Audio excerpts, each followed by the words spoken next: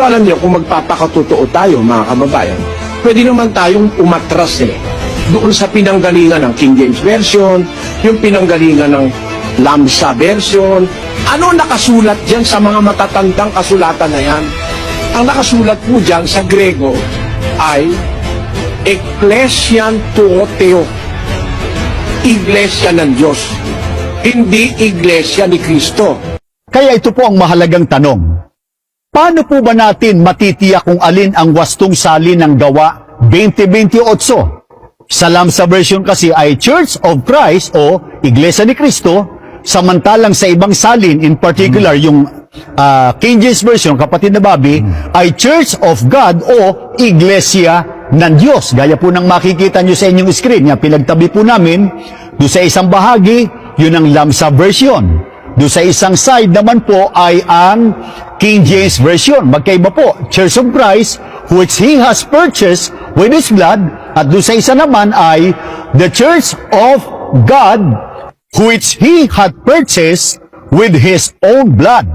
Anong reaksyon natin dito, kapatid na Bobby? Ang sinusunod natin, kapatid na Michael, kagaya ng nalalaman po ninyo, mga mahal na kaibigan, ay ang mismong proseso na itinuro ng mga apostol.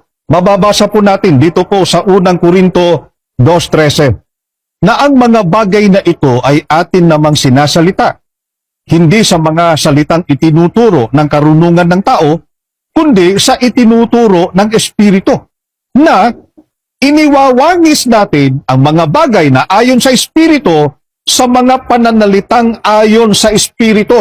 Ito po ang paraan na itinuturo ng mga apostol. Dapat ang mga pananalitang ayon sa Espiritu ay iwangis sa pananalitang ayon sa Espiritu. Kapatid na Michael, dapat sundin natin ito. Ang paraang ito na itinuturo ng Biblia. Iwangis natin ang pananalitang ayon sa Espiritu doon sa pananalitang ayon sa Espiritu. Kaya para malaman po natin kung alin sa dalawang magkaibang salin sa ng Gawa 20:28, kung Church of God ba na nasa King James Version or Church of Christ na nasa Lamsa Translation.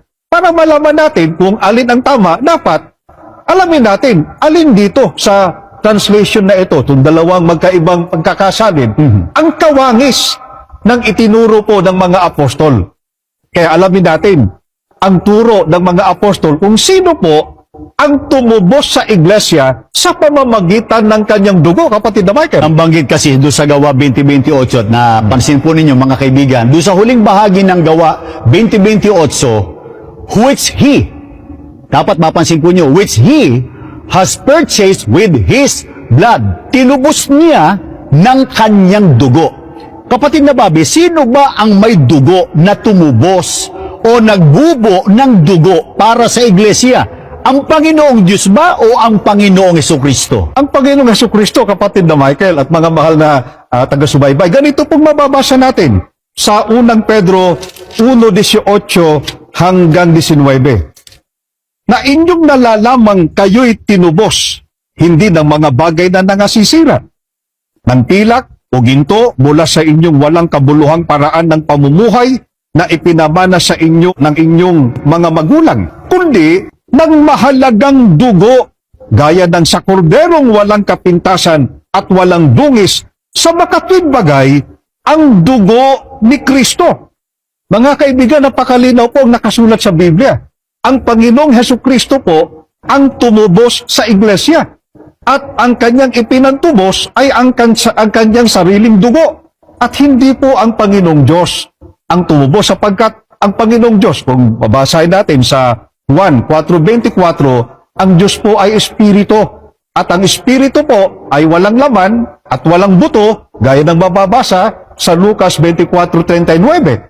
Kung gayon po mga kaibigan, at dinais naming bigyan ng tindi o emphasis, ang wastong salin po ng Gawa 20:28 ay ang nasa Lamsa version, na doon ay binabanggit po na Iglesia ni Kristo o Church of Christ sa halip po na Iglesia ng Diyos.